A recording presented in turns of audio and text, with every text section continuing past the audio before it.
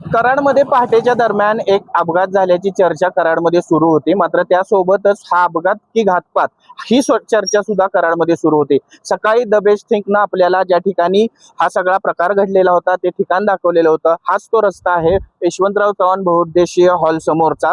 या रस्त्यावरून जे म्हणले व्यक्ती आहेत जे मृत झालेले आहेत ते कराडला येत होते। कराडमध्ये कोल्हापूर नाक्यावरती उतरल्यानंतर ते आपल्या घरी जात होते आणि ते ठाण्यावरून या ठिकाणी आपल्या घरी आलेले होते।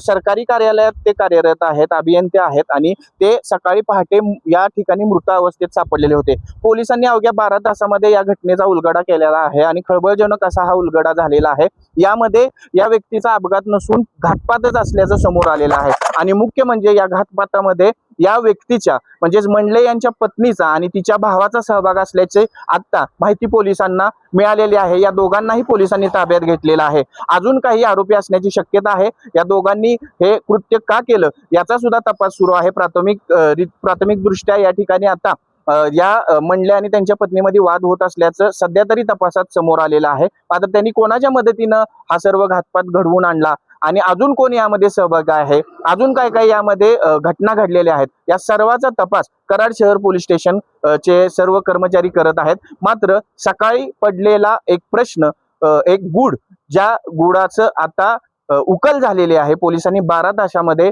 हा अपघात नसून घातपात असल्याचं सिद्ध केलेलं आहे। Abhay Kumar Deshmukh, the best think team, Karad.